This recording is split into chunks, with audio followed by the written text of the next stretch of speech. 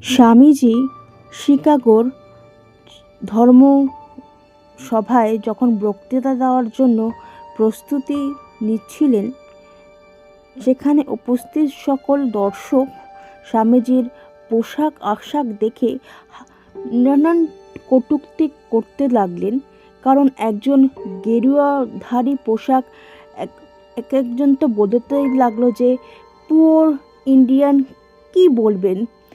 যখন ওখানকার অর্গানাইজাররা স্বামীজিকে ডাকলেন যে আপনাকে 2 মিনিট টাইম দেওয়া হলো, যে আপনাকে জিরো নিয়ে কিছু বলতে হবে, তখন ওখানে অডিয়েন্সরা বলতে লাগলো এই ইন্ডিয়ানকে আমাদের 2 মিনিট টলারেট করতে হবে।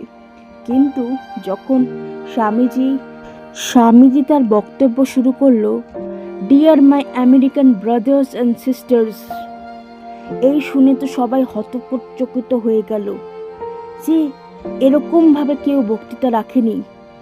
এর আগে যে যতজন বক্তৃতা রেখেছে সব জেন্টেলম্যান, স্যুট বুট পরার মানুষ, আর একজন ইন্ডিয়ান, সে আবার গেরুয়াধারী, সে কি বলল সেই শুনে সারা হল হাততালিতে করতালিতে ভরে গেল, আর সবাই পিন ড্রপ সাইলেন্টলি শুনতে লাগলো স্বামীজির বক্তৃতা। কীভাবে 2 মিনিট কেটে গেল, ঘড়ির টাইম কারোর নজরে নেই, সবার নজর হচ্ছে স্বামীজির বক্তৃতার উপরে। এরপরে আমেরিকার পরে পাশাপাশি স্বামীজি ইউরোপের নানান দেশে বক্তৃতা রেখেছে। স্বামীজির বক্তৃতা যখন শেষ হলো শিকাগোর ধর্ম সভায়, তখন প্রথমে তাকে সবাই করতালি দিয়ে অভ্যর্থনা জানানো, অনেকে তো তাকে you are a great man, I love you Swamiji, এরকম শব্দে তাকে বরণ করে নিল। এবং India India India India India এরকম ভাবে চিয়ার করতে লাগলো ইন্ডিয়ার হয়ে। কারণ সকল মানুষ মুগ্ধ স্বামীজির বক্তৃতাতে। স্বামীজি শিকাগোর ধর্মীয় সভার বক্তৃতার পর থেকে আমেরিকা এবং ইউরোপে খুব ফেমাস হয়ে গেলেন। তার আদর্শবাদী আমেরিকান মিডিয়া হাউস তাকে সাইক্লোনিক হিন্দু বলে সম্বোধন করতে লাগলো। স্বামীজি যখন থেকে জেনেছিলেন শিকাগোর ধর্মীয় সভার কথা, তখন থেকে উনি খুব উৎসুক ছিলেন ওখানে অংশগ্রহণের জন্য। তখন অজিত সিং রাজা তাকে খুব সাহায্য করেছিলেন জাহাজের টিকিট কেটে তাকে পাঠানোর জন্য, এবং সেই নামকরণ করেছিলেন বিবেকানন্দ, এবং সে তাকে পাগড়ি পরিয়ে তাকে পাঠিয়েছিলেন শিকাগোতে।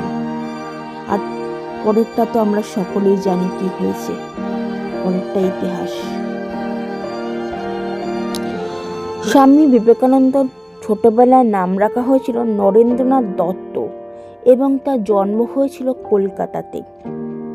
তার বাবা একজন প্রসিদ্ধ উকিল ছিলেন, এবং তার মা একটু ধার্মিক সম্পন্ন এবং আধ্যাত্মিকতায় তার খুব মতি ছিল, বিশ্বাসী ছিলেন, এবং তার থেকেই সেরকম পরিবেশ ছিল বাড়িতে। সেই ছোটবেলা থেকেই স্বামীজির মধ্যে একটা আধ্যাত্মিকতায় সৃষ্টি হয়েছিল। এবং একটা ছোটবেলার ঘটনা বলি, মাঝে মাঝে তিনি খুব ধ্যান করতেন, যেখানে ছোটবেলায় খেলতে খেলতে একবার সাপ এসে গেছিল। কিন্তু তার বন্ধুরা বলছে, নরেন্দ্র পালিয়ে সাপ এসেছে, কিন্তু সে এতটাই ধ্যানে মগ্ন যে তাদের বন্ধুদের কথা তার কান অবধি পৌঁছায়নি, এতটাই নিবিড় ধ্যানে মগ্ন ছিলেন। তারপরে যখন তার ধ্যান ভাঙে, তারপরে জানতে পারে যে সাপ এসেছিল, এরকম ধ্যান মগ্ন হয়ে থাকতো। তারপরে যখন একটু বড় হলো, তখন সে ঠিক করলো যে একজন গুরুর থেকে সে দীক্ষিত হবে এবং আধ্যাত্মিকতাকে। কিছু বছর পরে স্বামীজির পরিচয় হলো রামকৃষ্ণ পরমহংসের সাথে দক্ষিণেশ্বরে, এবং অনেক তর্কর পরে তাকে সে গুরু হিসাবে মেনে নিলেন এবং রামকৃষ্ণদেবও তাকে সবটা তার শক্তি প্রদান করলেন। স্বামীজি তাকে জিজ্ঞাসা করতেন, আপনি মা কালীকে দেখতে পান, আপনি ঈশ্বরকে দেখেছেন? তার উত্তরে রামকৃষ্ণদেব বলতেন তাকে যে আমি ঈশ্বরের সাথে কথা বলি, যেভাবে তোমার সাথে কথা বলছি সেভাবেই আমি ভগবানের সাথে কথা বলি এবং তোমাকেও ভগবানের সাথে দেখা করিয়ে দেব। এরকম কথা বলতেন পরমহংস রামকৃষ্ণ। এবং পরে স্বামীজি তার সবটা নিজেকে উৎসর্গ করে দিয়েছিল রামকৃষ্ণ মিশনের কাজে।